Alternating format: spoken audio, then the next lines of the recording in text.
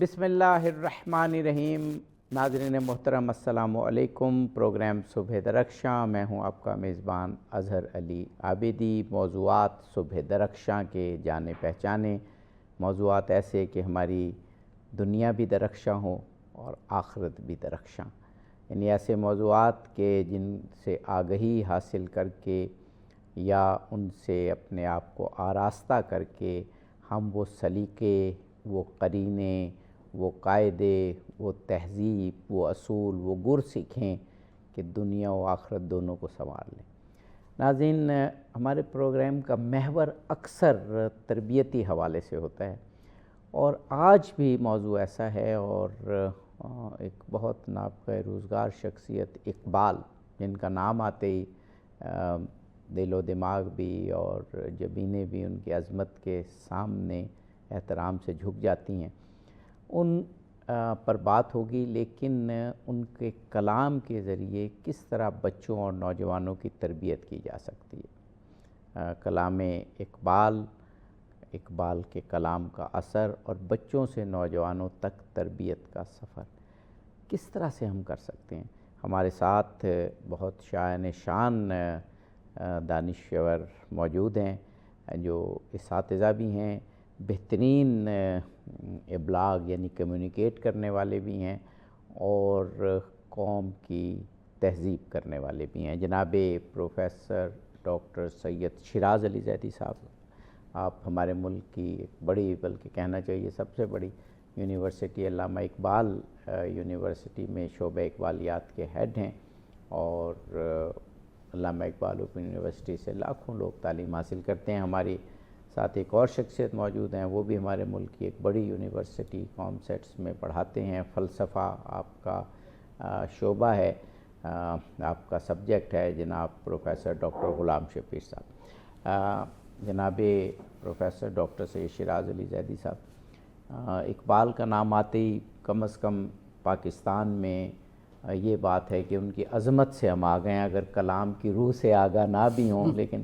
بہرحال کچھ نہ کچھ ہم ان سے پاکستان کے لوگ استفادہ ضرور کرتے ہیں۔ آج جو تھوڑا اگر ہم اس کو ذرا مثبت انداز میں لیں کہ بہرحال ایک کریکٹر کا کرائسس موجود ہے، خواہ وہ انفرادی سطح پر ہو، خواہ وہ اجتماعی، اور اگر نہ بھی ہو تو پھر بھی بچوں اور نوجوانوں کی تربیت تو ہر حال میں کرنی ہوتی ہے۔ تربیت کے بغیر کوئی بھی معاشرہ نہیں بن سکتا۔ اقبال کے کلام میں کیا حسن ہے، کیا جاذبیت ہے، کیا کشش ہے کہ اس کے ذریعے ہم بچوں کی، نوجوانوں کی تربیت کر سکتے ہیں، کیونکہ بچوں کے لیے جب تک کوئی بھی چیز پرکشش نہیں ہوگی، ان کے لیے اس کو عکس کرنا، اس کو اپنے اوپر نافذ کرنا، یا اس کے ذریعے کوئی قاعدے، قرینے، تہذیب سیکھنا بڑا مشکل ہوتا ہے۔ فرمائیے گا۔ بسم اللہ الرحمن الرحیم۔ بہت شکریہ عابدی صاحب۔ سب سے پہلے تو میں عرض کروں کہ جیسے آپ نے فرمایا کہ اقبال کی عظمت سے ہم واقف ہیں، اور اکثر تعلیمات جو ہے وہ ظاہر فراموش شدہ ہیں، تو یہ مطلب ہے کہ کوئی خوش طالعی تو نہیں ہے۔ یہ تو قرآن کریم وہ ظاہر ہم سورہ جمعہ تو ظاہر سبھی پڑھتے ہیں، مثل الذین حملوا التوراۃ ثم لم یحملوها، بالکل صحیح۔ تو یعنی گدھوں پر اگر کتابیں لاد دی جائیں، ضروری یہ ہے کہ ہم جس شخصیت پہ بھی بات کریں، اس کی قدر اسی وقت ہم پہچان سکتے ہیں کہ جب ہم اس کی تعلیمات کو پہچانیں، یعنی کسی شخصیت کی قدر اس کی تعلیمات کو سمجھنے کے بعد متعین کی جاتی ہے، نہ کہ شخصیت کا بت بنایا جاتا ہے۔ تو علامہ اقبال کی تعلیمات ایسا نہیں ہے کہ بالکل ہی فراموش شدہ ہیں، لیکن یہ ہے کہ اب موجودہ عہد میں اس طریقے سے ان کا ابلاغ نہیں ہو پا رہا۔ اس کی وجوہات ہیں، ظاہر ہے ایک معاشرہ مادیت کی طرف چل پڑا ہے، اب وہ تعلیم و تربیت کا اس طرح کا نظام بھی موجود نہیں ہے جیسا کہ ہونا چاہیے تھا۔ اب جو علامہ اقبال ہیں وہ بات کہاں سے شروع کرتے ہیں؟ بات یہ ہے کہ بچہ جو ہے وہ سب سے پہلے کہاں آ رہا ہے؟ ظاہر ماں کی آغوش میں آ رہا ہے۔ تو وہ اب علامہ اقبال کا فلسفہ تو وہ تو یہ کہتے ہیں، سب سے پہلے وہ کہتے ہیں کہ جی، سب سے پہلے ماں سے مخاطب ہو کے کہتے ہیں، فطرت تو جذبہ دارت بلند، تیری فطرت کے اندر بلند جذبہ موجود ہے، چشم ہوش از اسوہ زہرا مبند، ہاں اپنی ہوش کی چشم کو جو ہے وہ اس کو حضرت فاطمہ زہرا سلام اللہ کی اسوہ سے بند نہ کر، کیا بات، تا حسین شاخ تو بار آورد، ہاں ہاں ہاں، تاکہ تیری جو ہے وہ اس سے نخل پہ جو حسین جیسے جو ہے نا وہ کھلیں کھلیں، موسم پیشی بے گلزار آورد، وہ پرانا موسم پھر واپس آ جائے۔ کیا بات ہے، واہ پہلا مرحلہ جو ہے نا جی وہ یہ ہے، کیوں کہ سیرت یہ بھی اس میں ہی ہے اپنا رموز خودی میں، سیرت فرزندہ از امہات، جی بالکل صحیح، جو ہے نا جی جو فرزند جو ہوتے ہیں ان کی جو سیرت ہے وہ ماؤں سے ہے، ٹھیک ہے نا جی۔ تو سب سے پہلی تربیت تو ضرورت یہ ہے کہ ہم جو ہے وہ ماں کی ہو، کہ ماں یہ سوچے کہ میں نے بچے کو کہاں لے کے چلنا ہے، کس طرف لے کے چلنا ہے۔ دوسری چیز یہ ہے کہ جب وہ بچہ آ جاتا ہے تو پھر اس کے بعد ظاہر ہے کہ ماں کی تربیت کے بعد پھر دوسرا جہاں وہ جاتا ہے وہ ہے ظاہر اساتذہ، پھر اساتذہ کی ذمہ داری ہے کہ اساتذہ کیا اس کو جو ہے وہ اس کو مطلب ان سے ان کو کیا مل رہا ہے، اس کی تربیت کس طرح کی جا رہی ہے۔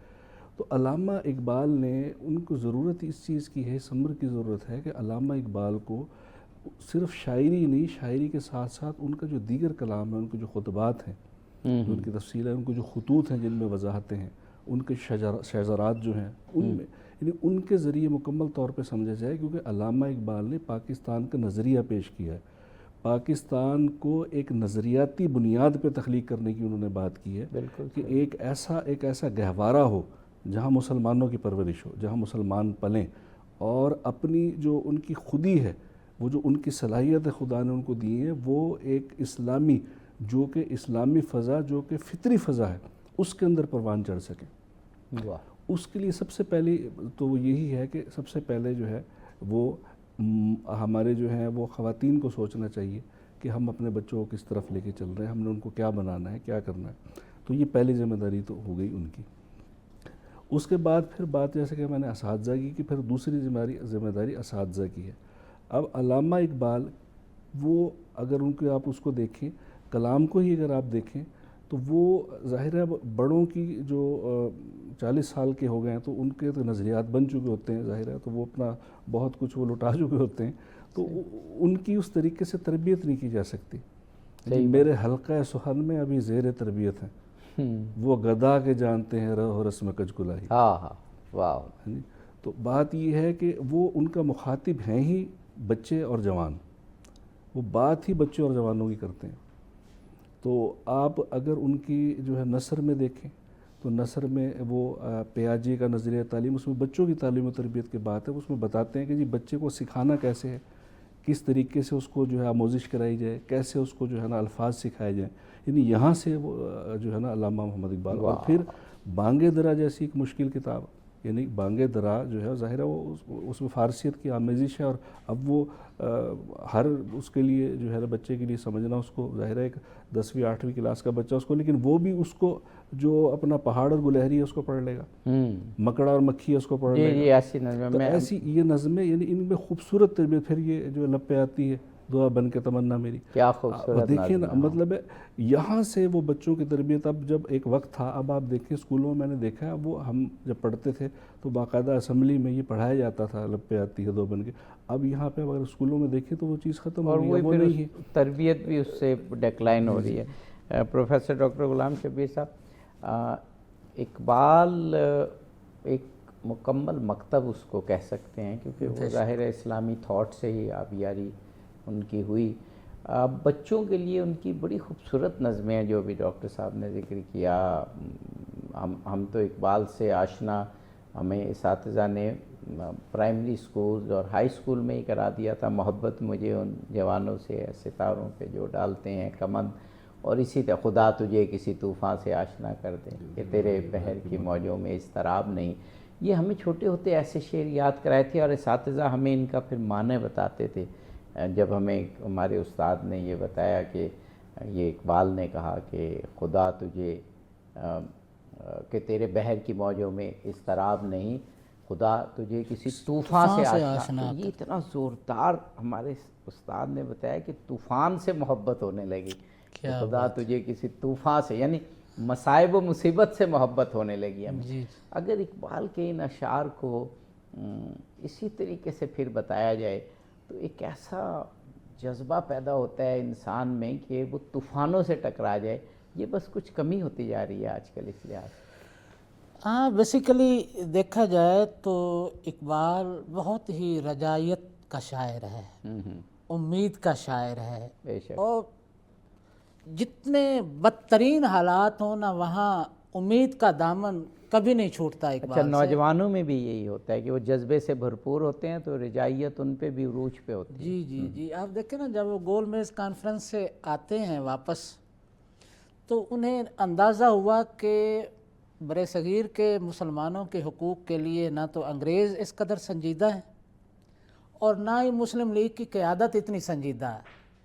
تو اس سے واپسی پر انہوں نے کسی نوجوانوں کے ایک پروگرام میں جب ان سے خطاب کیا تو ایک شعر کہا جس کا مفہوم یہ ہے کہ تم لوگوں نے صحیح بندے کا انتخاب کیا ہے جو تمہارا درد رکھتا ہے، جبکہ میرا جو پولیٹیکل ایکسپیرینس ہے، جو میں گول میز کانفرنسز جو اٹینڈ کر کے آیا ہوں اور جو حالت اظہار مجھے محسوس ہوئی ہے، تو میں اپنی پوزیشن وہی پاتا ہوں جو امام زین العابدین کی تھی. یعنی ان کے جو با اعتماد سہارے تھے وہ جا چکے تھے اور وہ تنہا اپنے آپ کو فیل کرتے تھے. تو میں بھی اس منزل میں اپنے آپ کو تنہا فیل کر رہا ہوں اور آپ لوگوں نے صحیح شخص کا انتخاب کیا ہے جو تم سے مخاطب ہے، جو تمہارے حقوق کا پاسدار ہے، جو تمہارا روشن مستقبل دیکھنا چاہتا ہے. تو اقبال جو ہے وہ جو جس طرح قرآن کہتا ہے نا کہ وَلَوْ كَانَ قُرْآنًا سُيِّرَتْ بِهِ الْجِبَالُ أَوْ قُطِّعَتْ بِهِ الْأَرْضُ أَوْ كُلِّمَ بِهِ الْمَوْتَ، یعنی قرآن میں اتنی طاقت ہے اس کے بیانیے میں کہ اس سے پہاڑ چلنے لگ جائیں. اس کے بیانیے میں اتنی طاقت ہے کہ زمین ٹکڑے ٹکڑے ہو جائے. اس کے بیانیے میں اتنی طاقت ہے کہ مردے زندہ ہو کے بولنے لگ جائیں. اقبال چونکہ قرآن کا شاعر ہے تو قرآن کے نیریٹو کے اندر، قرآن کے بیانیے کے اندر جو طاقت، جو جوش، جو جذبہ، جو ایک پر اعتمادی موجود ہے اور جو اس کے اندر جو ریشنیل ہے that is needed in faith, وہ پہاڑوں کو چلا سکتا ہے، وہ زمین کو ٹکڑوں میں بانٹ سکتا ہے، وہ جو ہے مردوں کو بولنے پر مجبور کر سکتا ہے. تو اقبال کے بیانیے میں اسی طرح کی ایک طاقت ہے. اب دیکھیں وہ اقبال جو ہے وہ میرا خیال ہے پیام مشرق کے دیباچے میں یہ شعر کوٹ ہوا ہے یا اسرار خودی میں. وہ کہتے ہیں کہ گرچہ مثل غنچہ، یعنی غنچہ کی طرح جو ہے ہمارے دل جو ہے نا، دل گیریں ماہ، مثل غنچہ گرچہ دل گیریں ماہ. اگرچہ ہم مسلمانوں کے جو دل ہیں نا وہ جس طرح غنچہ بند ہوتا ہے اور اپنے اندر ریکوائل ہوا ہوتا ہے، وہ کہہ رہا ہے کہ اگرچہ غنچے کی طرح ہم اہل اسلام کے دل جو ہے اندر ہی اندر بند ہیں. گلستان میرد اگر میرے ماں، اگر ہم مر گئے تو پھر یہ گلستان ہی تباہ و برباد ہو جائے گا. یعنی اتنی بڑی رجائیت کہ ہمارا وجود بقائے انسانیت کے لیے اتنا ضروری ہے کہ اگر ہم نہ رہے تو یہ تہذیب انسانی صفحہ ہستی سے مٹ جائے گی. ڈاکٹر صاحب بریک لینا ہے. بریک کے بعد آپ سے وعدہ رہا کہ آپ کی گفتگو کو، اس جملے کو یہیں سے متصل کریں گے. ناظرین جلد ہی واپس آتے ہیں، ہمارے ساتھ رہیے. ناظرین پروگرام میں ایک مرتبہ پھر آپ کو خوش آمدید کہتے ہیں. بچوں سے نوجوانوں تک کی تربیت کا سفر کلام اقبال کے ذریعے کیسے طے ہو سکتا ہے؟ جناب پروفیسر ڈاکٹر سید شیراز علی زیدی صاحب، جناب پروفیسر ڈاکٹر غلام شبیر صاحب ہمارے ساتھ ہیں. ڈاکٹر صاحب، آپ اقبال کو امید کا شاعر، رجائیت کا شاعر، ایک مضبوط معاشرے کا شاعر اور ایک ایسا شاعر جس کو یہ فخر ہے کہ اگر ہم زندہ ہیں تو یہ دنیا بھی زندہ ہے اور اگر ہم مر گئے تو شاید اس دنیا میں بھی وہ چیز نہ رہے، یعنی اپنے نفس کی انفرادی اور قوم کی اجتماعی خودی کی بات جو اقبال کرتے ہیں. بیسیکلی اقبال کے اندر یہاں قرآن کی وہ آیت بول رہی ہے جس میں اللہ تعالیٰ کہتا ہے کہ كَذَلِكَ جَعَلْنَاكُمْ أُمَّةً وَسَطًا لِتَكُونُوا شُهَدَاءَ عَلَى النَّاسِ وَيَكُونَ الرَّسُولُ عَلَيْكُمْ شَهِيدًا.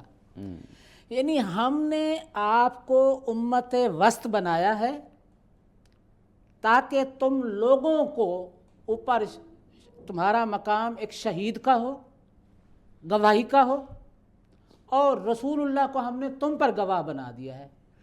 اب عربی چونکہ بہت فصاحت و بلاغت کا ایک مرکہ ہے یہ زبان، تو یہاں جو بڑے جینیس قسم کے جو اہل زباں ہیں انہوں نے یہاں شہیدہ کا مطلب لیا ہے بیلنس، یعنی ایک ترازو جو ہوتا ہے وہ چیزوں کو بیلنس کرتا ہے۔ بالکل صحیح۔ یعنی جس طرح رسول اللہ کا ماڈل جو ہے وہ تمہارے لیے ایک ترازو کی حیثیت رکھتا ہے، تم اس کے کردار کے پلڑوں میں خود کو تول کے سمجھ سکتے ہو کہ تم اب بیلنس ہوئے ہو یا نہیں۔ اور اسی طرح بحیثیت امہ تمہارا وجود باقی نوع انسانیت کے لیے ایک ترازو کی حیثیت رکھتا ہے۔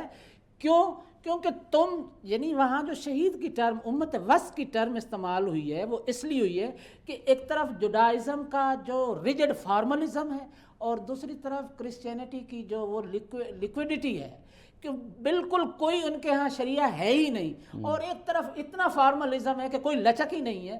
وہ کہتے ہیں کہ تم امت وسط ہو، تم میں نہ یہودیوں والا وہ ایکسٹریمزم ہے نہ عیسائیوں والا وہ ایکسٹریمزم ہے، مورل لیکوڈیشن والا۔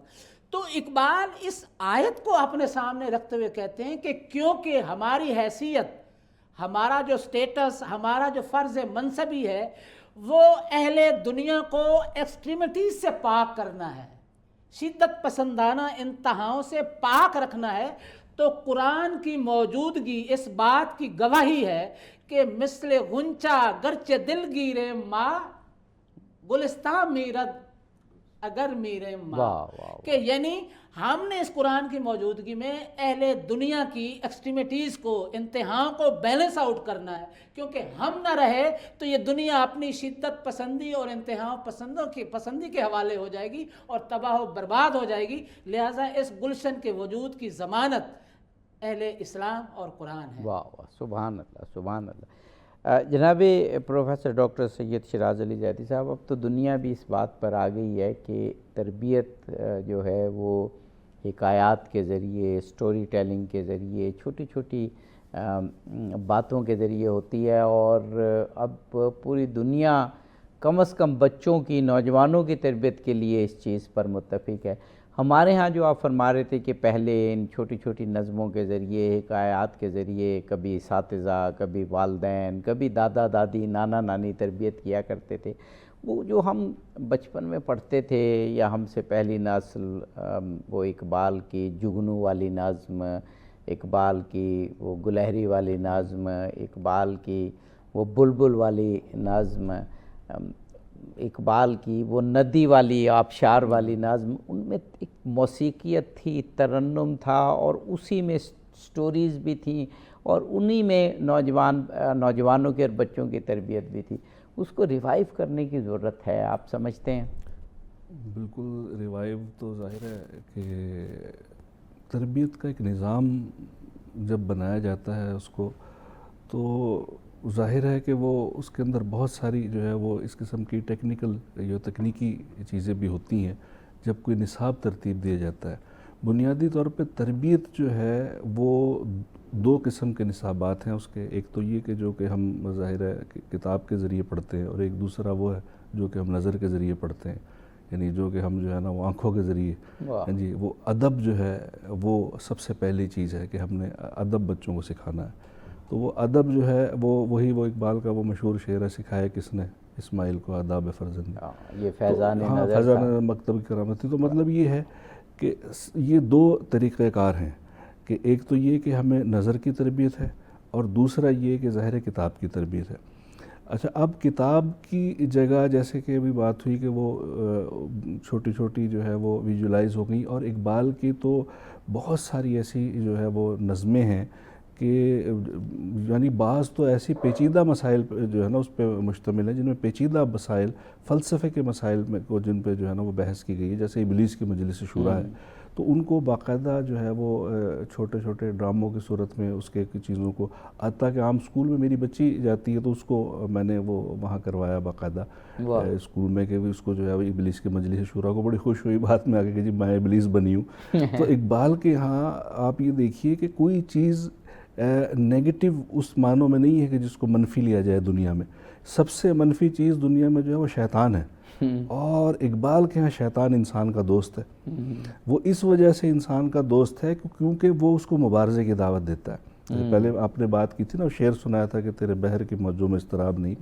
تو جب تک مبارزے کی دعوت نہ دی جائے کسی کو، اس کی صلاحیت کیسے کھل کے سامنے آئے گی؟ تو اقبال کے ہاں شیطان جو ہے وہ ایک ایسی قوت ہے جو انسان کی جو ہے وہ آپ اگر دیکھیں تو مختلف قسم کی نظمیں شیطان کے حوالے سے میں نے کام بھی کروایا، اس پہ تھیسس بھی ہوا ہے شیطان کے جو اقبال کی اور ابلیس کے تصور پہ. تو جی میں کھٹکتا ہوں دل یزداں میں کانٹے کی طرح، وہ فرشتوں سے جو ہے تو فقط اللہ اللہ اللہ.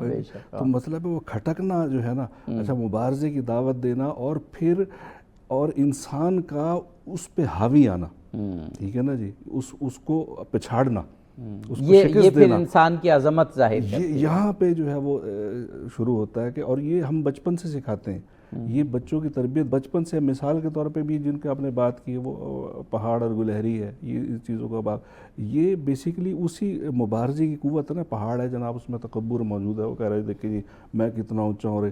تو گلہری اسے کہتی ہے بھی تو ٹھیک ہے، پھر ایسا ہے کہ تو پھر تو یہ چھالی ہے تو چبا کے دکھا دے مجھے، یہ تو چھالی نہیں چبا سکتا. تو مطلب ہے کہ نہیں نکمی کوئی چیز اس زمانے میں، نہیں برا کوئی قدرت کے کارخانے میں. اچھا پھر اب وہ جو اپنا گائے کی اور بکری کی اس حوالے سے نظم ہے، یہ ترجمے ہے، مطلب وہ گائے شکایت کر رہی ہے کہ جی دیکھو جی مجھے جو ہے نا وہ آدمی جو ہے وہ میرے سے کام لیتا ہے، پھر اس کے بعد بیمار ہوتی ہوں تو بھیج دیتا ہے مجھے اور میرے پہ ظلم کرتا ہے. تو ہاں جی، تو بکری آگے سے اس کو چھوٹی جو ہے نا وہ اس کو سمجھاتی ہے، کہتی ہے کہ بھئی یہ انسان کے یہ بتا، یہ جو ہم کھاتے ہیں، یہ جو کھیت کھلیان ہے، یہ گلزار بنی ہوئی دنیا ہماری، دیکھو یہ انسان کے دم سے. ہاں جی، تو مطلب ہے کہ اگر انسان نہ ہو تو سوچ ہمارا کیا حال ہو، یعنی عظمت انسانی ہے جی. تو وہ پھر وہ آگے وہ آخری شعر وہ جو عام طور پر مشہور ہے، یوں تو چھوٹی ہے ذات بکری کی، دل کو لگتی ہے بات بکری کی. ایسے چھوٹی چھوٹی مطلب ان کے ذریعے یہ اقبال ہے، یعنی کہیں پر اتنے ایسے اشعار ہیں کہ جو اساتذہ کی ضرورت پڑتی ہے سمجھنے کی، اور کہیں بچوں کے لیے یہ ہے. اچھا میں چاہتا ہوں کہ آپ کو نا جی ایک اقتباس، یعنی اقبال کی نثر سے بھی ذرا تھوڑا سا میں چاہتا ہوں تو ایک اقتباس ہے اس مضمون کا. کہتے ہیں کہ جی اگر ہماری قوم کے جوانوں کی تعلیمی اٹھان اسلامی نہیں تو ہم اپنی قومیت کے پودے کو اسلام کے آب حیات سے نہیں سینچ رہے، اور اپنی جماعت میں پکے مسلمان کا اضافہ نہیں کر رہے، بلکہ ایک ایسا گروہ پیدا کر رہے ہیں جو بوجوہ کسی اقتناز یا اتحادی مرکز کے نہ ہونے کے اپنی شخصیت کو کسی دن کھو بیٹھے گا، اور گرد و پیش کی ان قوموں میں سے کسی ایک قوم میں ضم ہو جائے گا جس میں اس کی نسبت زیادہ قوت اور جان ہوگی. مطلب یہ آپ اس چیز کو مطلب دیکھیں گے کہ ہمیں اپنے معاشرے کو اس کے اندر وہ جان پیدا کرنی ہے، اس کو جاندار بنانا ہے، تاکہ کسی دوسرے، کیونکہ وہ اقبال دیکھ رہے تھے کہ جیسی مشرق کی وہ چکا چوند آئی ہے، وہ اقبال خود کہتے ہیں کہ جی خیرہ نہ کر سکا مجھے جلوہ دانش سرمایہ میری آنکھ کا خاک خود اپنے. اب وہ کہتے ہیں جی بنیادی مقصد یہ ہے کہ خاک مدینہ اور نجف پہلے سرما آنکھ کا بنے گا، ٹھیک ہے نا. وہ بنیاد جب مضبوط ہوگی پھر یہ ہوگا کہ پھر کوئی دوسری تہذیب خیرہ نہیں کر سکے گی. ضرورت اس کی ہے کہ وہ خاک مدینہ اور نجف کا سرما جو ہے نا وہ بچے کو پہلے لگایا جائے، یعنی اس کو اسلام. اور ایک اور جگہ کے مضمون میں کہتے ہیں کہ جن لوگوں نے اسلامی جو تعلیمات ہے اس کا اصول پہلے یہ رکھا تھا کہ بچے کی ابتدا قرآن پاک سے ہوتی تھی، اس کو قرآن پاک پڑھایا جاتا تھا، اگرچہ وہ اس کو سمجھتا نہیں تھا لیکن اس کے پیچھے بہت بڑی لاجک تھی کہ اس کو قرآن کریم سے آشنا کرانا، قرآن کریم کی محبت اور اس کے درمیان جو ہے وہ ایک مغایرت کا رشتہ ہے اس کو ختم کرنا. تو وہ بچہ اس قرآن کریم سے آشنا ہوتا تھا. تو یہ ایک بڑی تکنیکی بات تھی جو ہوتی تھی، اور اب یہ چیز ہمارے یہاں ختم ہوتی چلی جا رہی ہے، اب وہ چیزیں نہیں ہیں. بالکل صحیح ہے. اور اسی لیے اب دیکھیں نا کہ جب قرآن پاک جیسے آپ فرما رہے ہیں کہ بچپن میں ہی پڑھایا جاتا تھا، تو قرآن کا رسم الخط، فارسی کا رسم الخط، اردو کا رسم الخط ایک ہی ہے، اس سے بچہ آشنا ہو جاتا تھا. اب اردو بھی جب وہ انگلش میں لکھتے ہیں تو اس کا مطلب ہے اپنی تہذیب سے تو وہ بالکل ہی کٹ گئے ہیں. قرآن پاک بچپن میں ہی شروع کرانے اور پڑھانے سے بہت زیادہ فوائد ہیں. دنیاوی تعلیم کے حوالے سے بھی فوائد ہیں اور دینی تو ظاہر ہے ہی ہیں۔ پروفیسر ڈاکٹر غلام شبیر صاحب قبلہ، جو ایک تربیت کا کلچر پہلے ہمارے ہاں تھا جس میں کہانیاں تھیں، جن میں بچوں کو نظمیں سنائی جاتی تھی، مجھے تو یاد ہے کہ ریڈیو کے گرد ہم بیٹھتے تھے تو ایک دن کہانی آتی تھی اور وہ خاتون بڑی اچھی آواز میں جو ہے وہ کہانی سنایا کرتی تھیں، اور ایک دن کوئی نظم آتی تھی پیچھے کوئی ہلکی سی موسیقی کے ساتھ، اور وہ کہانیاں اور وہ نظمیں ہمیں ابھی تک یاد ہیں۔ اور ان میں اقبال کی نظمیں، ان میں جیسے ابھی عرض کیا نا کہ اقبال کیونکہ فنی لحاظ سے بھی بہت بڑا شاعر تھا، تو اس میں وہ موسیقیت، وہ ترنم اور وہ کانوں کو بھلی لگنے والی جو ہے ردم وہ موجود ہوتا تھا، وہ بچوں سے نہ کہیں کھو گیا ہے۔ اب وہ جب موبائل پہ لگے رہتے ہیں اور بڑی پیچیدہ چیزیں، پیچیدہ گیمز کھیلتے ہیں، تو وہ ایک بڑا اچھا جملہ کہا جاتا ہے کہ بچوں سے ہم نے ان کا بچپن اور معصومیت چھین لی ہے، اور جب معصومیت اور بچپن میں اس طرح کی تربیت نہیں ہوتی تو آخر میں جا کے پھر وہ میرا خیال ہے جوانی بھی چھن جاتی ہے، بڑھاپا بھی چھن جاتا ہے۔ بتائیے گا۔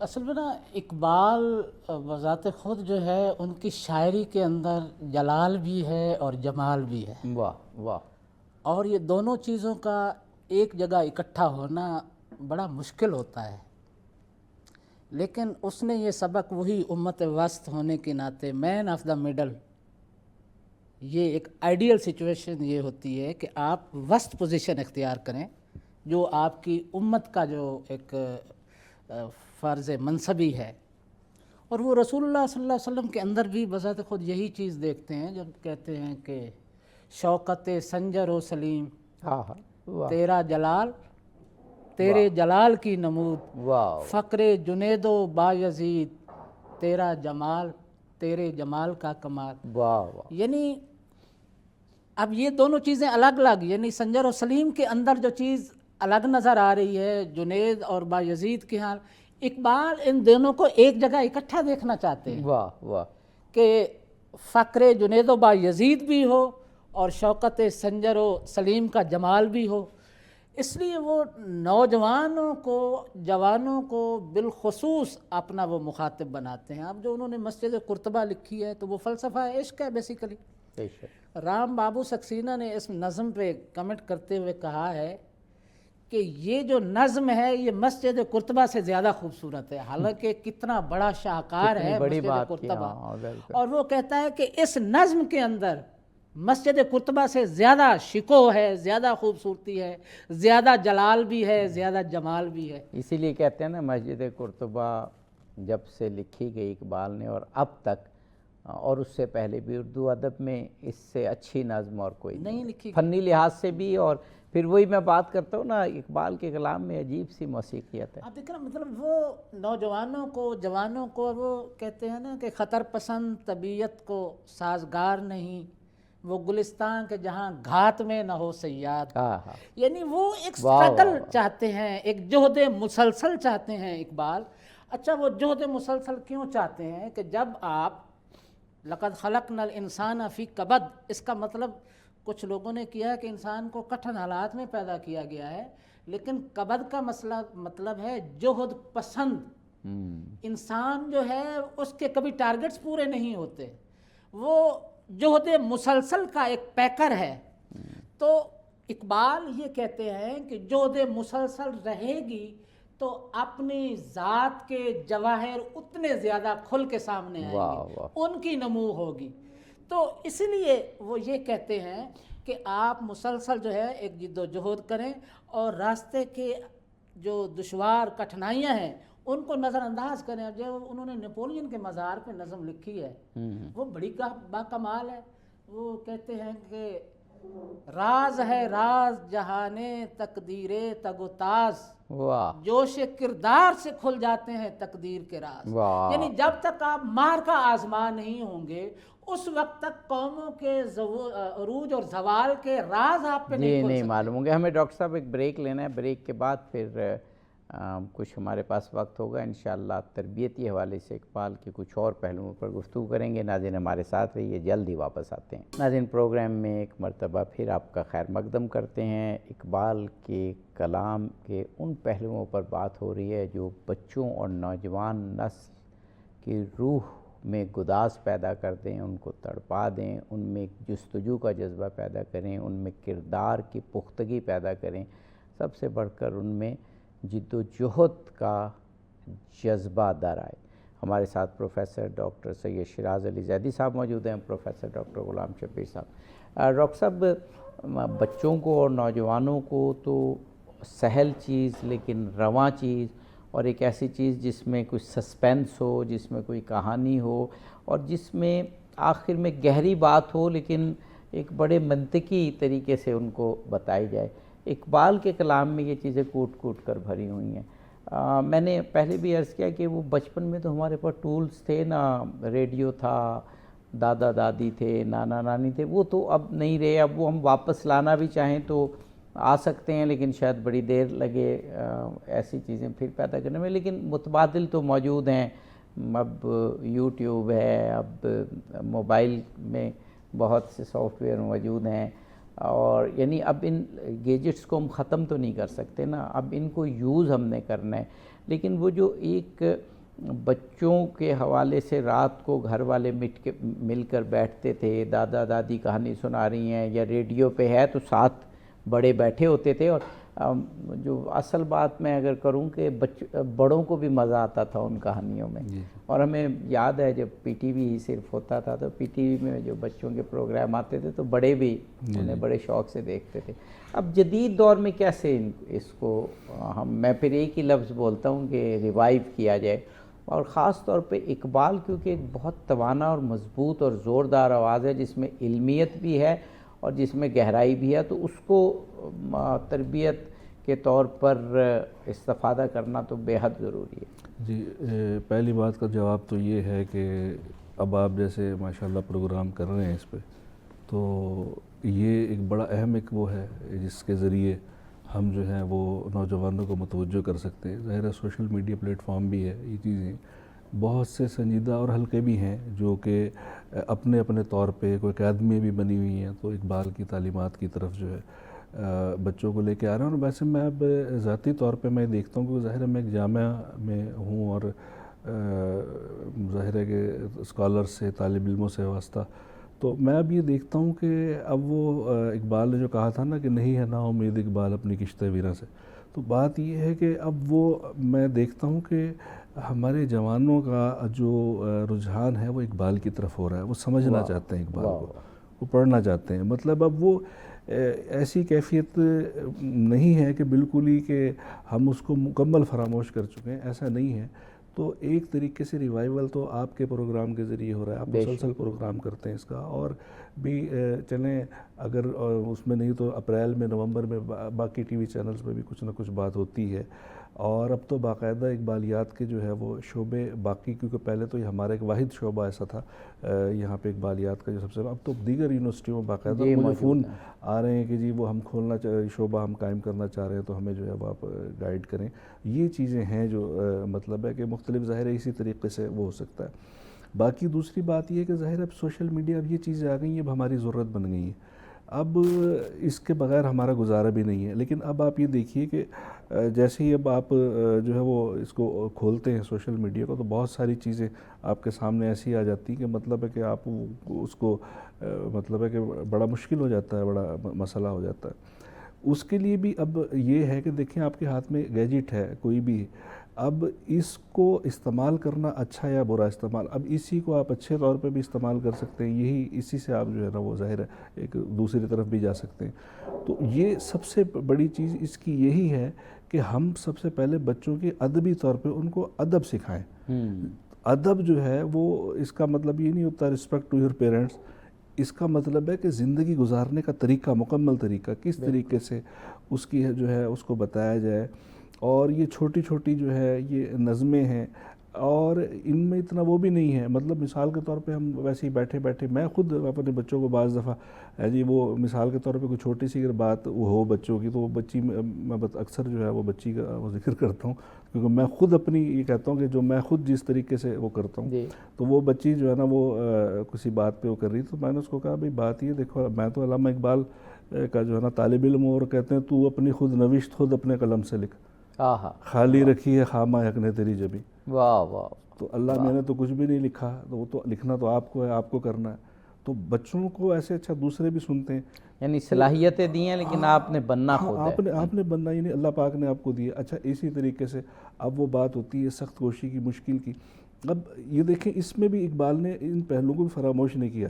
وہ ہے نا جی بچہ شاہی سے کہتا تھا بچہ شاہی سے عقاب سال خرد.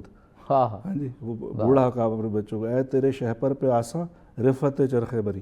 ہاں جی کہ تیرے شہپر کے لیے جو تجھے خدا نے دیا ہے کیوں کہ بھئی اس کے لیے رفت چرخے بری یعنی آسمان تک تو پہنچ سکتا ہے. جی ہے شباب اپنے لہو کی آگ میں جلنے کا نام سخت کوشش سے ہے تلخ زندگانی انگبی اور جو کبوتر پر جھپٹنے میں مزہ ہے پسر وہ مزہ شاید کبوتر کے لہو میں بھی نہیں. وہ اس جو جوہد مسلسل میں جو ایک لطف ہے ایک مزہ ہے اور آدمی کو اپنی صلاحیت یہ بچوں کو اگر سمجھایا جائے مطلب ویسے ہی چلتے پھرتے بات کی جائے ان سے کوئی شعر اقبال کا سنا دیا ہے کچھ پڑھ اور یہ نہیں کہ بچوں پہ جب آپ کوئی بھی کام کرتے ہیں پیرنٹ کرتے ہیں اساتذہ کرتے ہیں وہ اس کا اثر لیتے ہیں یہ نہیں کہ اثر نہیں لیتے. اور یہ میری آزمائی. اچھا اسی طریقے سے میں آپ کو بتاؤں بالکل مختصر وقت میں کہ میں اب ہمارے جو طالب علم آتے ہیں تو میں ان سے کہتا ہوں یار اقبال کو آپ پڑھتے ہیں اقبال کی خودی کی بات کرتے ہیں مجھے آپ یہ بتائیں جب آپ خود اساتذہ ہیں تو اب اقبال تو سامراج کے دور میں جو ہے وہ ظاہر انہوں نے آنکھ کھولی اور ان کا ایک باقاعدہ ایک معیشت کا ایک پروگرام ہے. پہلی ان کی جو کتاب ہے علم الاقتصاد ہے اقتصادیات سے متعلق ہے جو سب سے پہلی تصنیف ہے ان کی. میں نے کہا مجھے آپ یہ بتائیں آپ جاتے ہیں جناب دکان پہ جاتے ہیں جا کے آپ سب سے پہلے وہ آپ کو دکاندار کہتا ہے کہ یہ جی یہ تو دیسی مال ہے ہمارا یہ تو یوں ہے فلاں ہے یہ دیکھو جی امپورٹڈ ہے. تو میں نے کہا یار آپ اس سے یہ کیوں نہیں کہتے جا کے کہ یار یہ امپورٹڈ ہے اس کو چھوڑ دیں جو دیسی مال ہے خراب ہے نا تو یہی مال مجھے دے دے بھئی زیادہ زیادہ بھئی وہ سستا ملے خراب ہو جائے گا تو میں پھر لوں گا وہ زیادہ ہوگی تو پھر ان میں جو ہمارے جو مینوفیکچرر ہیں جو بنانے والے ہیں بھی ان میں اعتماد پیدا ہوگا. تو آپ بلکہ اس دکاندار سے بھی جا کے سب سے پہلے یہ بات کہیں کہ یہ آپ جو چیز جو بیچ رہے ہو جی آپ کہتے ہو کہ جو امپورٹڈ ہے یہ لے فلاں لے تو آپ اس ملک میں رہتے ہو ہمارے ملک میں یہیں سے آپ کو جو ہے نا اپنا روزگار کماتے ہو یہیں سے آپ کا سب کچھ ہوا. آپ کہتے ہو جی یہ والی چیز اچھی ہے جی یہ لے لیں یہ تو بیکار ہے یہ تو ملک کی ہے. تو سب سے مطلب ایک چھوٹی چھوٹی سطحوں پہ ہمیں جو ہے وہ تربیت کرنے کی ضرورت ہے کہ بھئی ہم کیوں دوسروں کی چیزیں لیں ہمیں سب سے پہلے اپنی چیزیں جو ہے وہ ہمیں سے خود کفیل ہوں گے. اب یہی بچے ہمارے ان کے جو ہے ظاہرہ کاروبار کی طرف بھی جا رہے ہیں ان بچوں نے کاروبار کرنا ہے. اگر ابھی سے ان کے اندر یہ چیز نہیں ہوگی یہ چیز پیدا نہیں ہوگی وہ کل کو پھر وہ یہ کہیں گے جی تو ہماری دیسی چیز ہے. مطلب آپ خود بذات خود جو ہے وہ اپنے جو ملک کی جو اجتماعی خودی ہے اس کا جنازہ آپ خود نکال رہے ہیں. بالکل. تو یہ اس قسم کی جو چھوٹی چھوٹی باتیں چیزیں ہیں تو ظاہر ہے یہ بات اب میں اپنے گھر میں بالکل میں نے یہ کیا ہوا ہے کہ میں بالکل کوئی امپورٹڈ چیز نہیں اور میں نے یہ آزمایا ہے کہ جتنی چیزیں ہمارے ملک میں بن رہی ہیں بہت اچھی چیزیں بن رہی ہیں. یقین کریں میں کہتا ہوں کہ بہت اچھی چیزیں بن رہی ہیں. صرف یہ ہے کہ ہم ان پہ اعتماد نہیں ہمیں کیونکہ ہم نے اپنی خودی کو اصل میں فراموش کر دیا ہے. انفرادی خودی بھی اجتماعی خودی بھی. یہ اقبال کی خودی کا ایک آپ نے جو ایک بہت خوبصورت جو روزمرہ کا پہلو بیان کر کے اور اس کی تعلیموں میں دی. جناب پروفیسر ڈاکٹر غلام شبیر صاحب اقبال کا کلام اگر ہمارے نصاب میں بہت زیادہ شامل تھا پہلے اور پرائمری سے لے کے جو ہے وہ جگنو والی نظم اور گلہری والی نظم اور گائے والی نظم اب وہ بھی اس طریقے سے نظر ویسے نہیں آ رہا اور ہائی کلاس میں بھی اسی طرح. آپ سمجھتے ہیں کہ گھر سے تو ہم شروع کریں گے بچوں کو دوبارہ ان جھمیلوں سے اور یہ جو ایک بے ترتیب سا شور ہے اس سے دوبارہ موسیقیت کی طرف لانا ردم کی طرف لانا ایسے جملوں الفاظ اور باتوں کی طرف لانا جن میں معنویت ہو تو وہ والدین کو بھی لانا چاہیے لیکن سلیبس میں بھی اب تھوڑا سا ذرا زیادہ انکارپوریٹ ہونا چاہیے. دیکھیں جب ہم ہائی اسکول میں آئے تو اس وقت اگرچہ فارسی تو نہیں تھی لیکن جو اساتذہ تھے ان کا فارسی سے تعلق رہا تھا. بالکل صحیح. تو اس لیے ہم دیکھتے تھے کہ کلاس ششم، ہفتم، ہشتم، نہم، دہم، یہ کلاس رومز کے اوپر لکھا ہوا ہوتا تھا. یہ دیکھیں آج کی نسل کو، ہم فارسی اگرچہ نہیں پڑھی تھی لیکن ایک ماحول میں کچھ چیزیں باقی تھیں تو اس سے ہمیں اندازہ ہو جاتا تھا. ہم نے بڑا ظلم کیا ہے، ہماری حکومت نے. ہمارے جو ایجوکیشن کے جو پالیسی میٹرز دیکھتے ہیں، دیکھیں قوموں کی جو حقیقی ترقی ہوتی ہے وہ ہمیشہ اپنی زبان پر ہوتی ہے. بالکل. ہماری تہذیب و تمدن کی یہ 2-3 ہی تو زبانیں تھیں، یعنی اردو ہماری اپنی زبان اور عربی اور فارسی ہماری کلچرل، یعنی ایک بطور وسیع تناظر میں دیکھا جائے تو امت مسلمہ کا ایک مشترکہ میراث تھی کہ ان تینوں زبانوں میں بہت کچھ تھا. ہم نے نوجوان نسل سے یہ تینوں زبانیں چھین لی. بالکل صحیح. وہ جس طرح کسی نے کہا ہے، بلکہ جمال الدین افغانی کا کوٹ ہے کہ 1000 سال میں ایک قوم 2-3 مذہب تو بدل لیتی ہے لیکن زبان نہیں بدل سکتی. زبان اتنا بنیادی روٹ ہوتی ہے کسی بھی سویلائزیشن یا کسی بھی کمیونٹی کی. جی اچھا، اس میں آپ کی تائید میں صرف ایک بات کر دوں، کیونکہ جب یہ بات کی جاتی ہے تو اکثر لوگ کہتے ہیں کہ بچوں پہ اتنا بوجھ ڈالنا اتنا. تو یورپ میں ابھی بھی 2-3 زبانیں سیکھنا ان کے نصاب کا حصہ ہے، یعنی ایک نیشنل لینگویج کے علاوہ وہ کم از کم 1 یا 2 زبانیں وہ سیکھتے ہیں ڈیولپڈ کنٹریز میں. اور دوسرا بچوں اور نوجوانی میں تو جتنی بھی زبانیں آپ سکھانا چاہیں 3-4 وہ ان میں صلاحیت ہوتی ہے.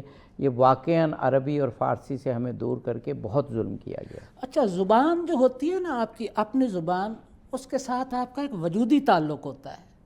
دوسری زبان میں آپ چاہے جتنا علم حاصل کر لیں وہ آپ کے جسم کا حصہ نہیں بن سکتی، وہ آپ کے تخیل اور آپ کے مائنڈ تک ہی محدود رہتی ہے. تو یقین کریں عابدی صاحب کے اپنے جو بھی کیریئر ہے، تعلیمی کیریئر ہے، اس میں جگہ جگہ جب بھی کبھی کوئی بڑا چیلنج آیا تو اقبال رہنمائی کے لیے آ کھڑا ہوا. واہ واہ واہ. پنپ سکان خیاباں میں لالہ دل سوز، کہا کہ سازگار نہیں ہے جہان گندم و جو. جب میں دیکھتا تھا یونیورسٹی کے ایام میں کہ کوئی اتنی بڑی گاڑیوں پہ آ رہے ہیں اور اتنے ان کے ٹیوٹر یہ وہ سب کچھ، تو تھوڑا سا رشک آیا. تو اقبال کا یہ شعر سامنے آ گیا کہ آپ جو ہے نا لالا ہو، خیاباں زرخیز زمینوں میں گندم و جو اگتے ہیں. لالا کا جو مقام ہے وہ پتھریلی زمینیں ہیں اور وہ طوفان ہیں، وہ آندھیاں ہیں، وہ ان میں اٹھتا ہے، پھر اس میں ایک لالی آتی ہے، ایک رنگ آتا ہے. آج کی نسل کا کیا ہے کہ جب کسی پریشر میں آتے ہیں پلز کھا لیتے ہیں. کیوں؟ کیونکہ ان کا اپنی تہذیب، اپنی روایت، اپنی ٹریڈیشن کے ساتھ وہ کانٹیکٹ نہیں ہے. آپ تصور کریں کہ جب ہمارے 90,000 فوجی انڈیا نے قید کر لیے تھے تو عبد المجید سالک اس میں موجود تھے انڈین جیل میں. تو وہ کہہ رہے ہیں کہ کبھی کوئی بوتل آئی ہے نا بیرک میں اور اس کے اوپر ایک کاغذ کا ٹکڑا ہے تو اس کو رکھ لیتا تھا بار بار پڑھنے کے لیے تاکہ مطالعہ کی عادت پوری کروں. اچھا، پھر انہوں نے وہاں یوم اقبال منایا جیل کے اندر، اور وہاں دیکھیں اقبال ان کو کس طرح حوصلہ اور ڈھارس بندھا رہا ہے. وہ جو انہوں نے یوم اقبال بھارتی جیل کے اندر منایا ہے اور اس میں جو شعر پڑھے گئے، بڑا کمال انتخاب. واہ. کہتے ہیں کہ ہے اسیری اعتبار افزا جو ہو فطرت بلند. کیا بات ہے، واہ واہ. ہے اسیری اعتبار افزا جو ہو فطرت بلند، قطرہ نیساں ہے زندہ نے صدف سے ارجمند. واہ واہ. قطرہ نیساں کو اگر صدف کی قید میں نہ رہنا پڑے تو وہ کیسے گوہر بنے. واہ واہ. مشک ازفر چیز کیا ہے، ایک لہو کی بوند ہے. مشک ہو جاتی ہے ہو کر نافہ آہو میں بند. یعنی ایک خون کی بوند ہے اور نافہ آہو کی قید بھگت کر اس کے اندر خوشبو پیدا ہو جاتی ہے. قید کے دوران ان اشعار نے کیا قیامت برپا کی ہوگی. پھر کہہ رہے ہیں کہ شاہ پرو زاغو زغن در قید بندو سید نیست. کیا امید ہے کہ شاہ پرو زاغو زغن در قید بندو سید نیست.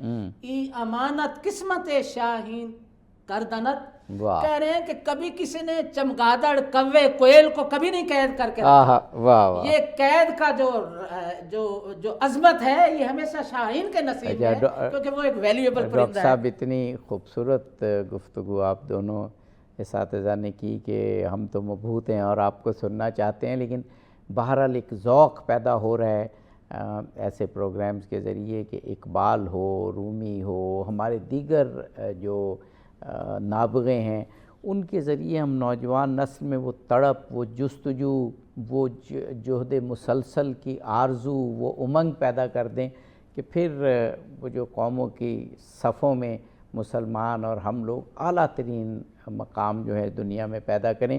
مشکلات ہیں یقیناً بہت، لیکن لگ رہا ہے کہ جو ستاروں کی تنک تابی ہے وہ مطلع انوار ضرور پیدا کرے گی انشاءاللہ، اور ہماری نوجوان نسل دنیا کو اپنے علم سے، اپنے عشق سے فتح کرے گی۔ پروفیسر ڈاکٹر سید شیراز علی زیدی صاحب، پروفیسر ڈاکٹر غلام شبیر صاحب، آپ کے بے حد شکریہ کے ساتھ اس پروگرام کو ختم کرتے ہیں۔ فی امان اللہ۔